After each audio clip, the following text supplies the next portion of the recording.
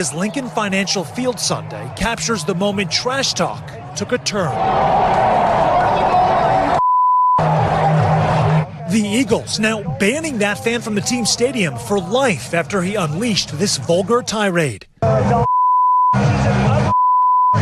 It wasn't about the game either. Like, he was making personal jabs at me. Green Bay Packers fans Ali Keller and Alex Becerra posted this video on X, which now has some 30 million views. The couple speaking out to NBC Philadelphia. Alex said he started recording on a camera he brought to the stadium once tensions began escalating. He just kept saying some of the same things, so I turned around, we ignored him, and it just continued throughout the entire game and got worse and worse. They say personal insults followed. Actually, you're not even good looking enough to be talking to me. And then I said, you know, what does that mean? And he said, you know what that means. And so I said, have you looked in the mirror yourself? And he said, yeah, but I'm a man. I'm allowed to be ugly. You're a woman.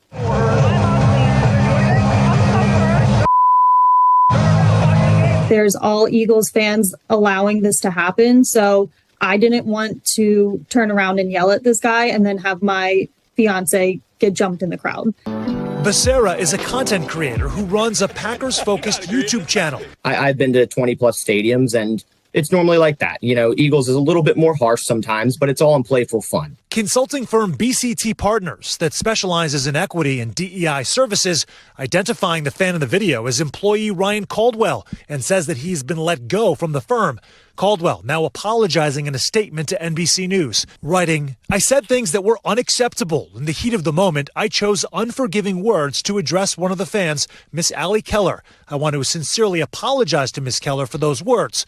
Adding, the video clip circulating online does not reflect the full context of what transpired, and my actions were not without provocation.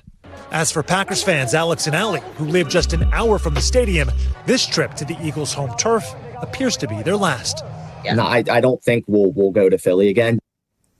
All right, Sam Brock joins us tonight in studio. So, Sam, we're hearing more tonight from the founder of that company that fired Ryan Caldwell. What is he saying? Sure. So, obviously, the situation is so regrettable, Tom, in so many different respects. The response from the company itself is really interesting because it's kind of bifurcated. On one hand, David Cayley, our reporter, spoke with Randall Pinkett. He's the founder of the company. He said what happened was vile. It's disgusting. It's unacceptable. But then he went on to say this. What troubles me is his behavior, but also troubles me is the cancel culture that we live in right now that doesn't afford people grace, that we don't have the opportunity to be better people and to learn from our mistakes. Now, yes, obviously he's saying, look, you can't judge someone by the worst thing that they've ever done. But if you're a father, you know, if you have daughters and you heard those words used directed at your daughters, I don't know many fathers that would look at that and say this is acceptable or even explainable in any way. And maybe this is sort of a commentary on where we are right now. But that was sort of how we tried to cover both sides of this. All right, Sam Brock covering it all for us. Sam, we appreciate that. Thank you. Thanks for watching.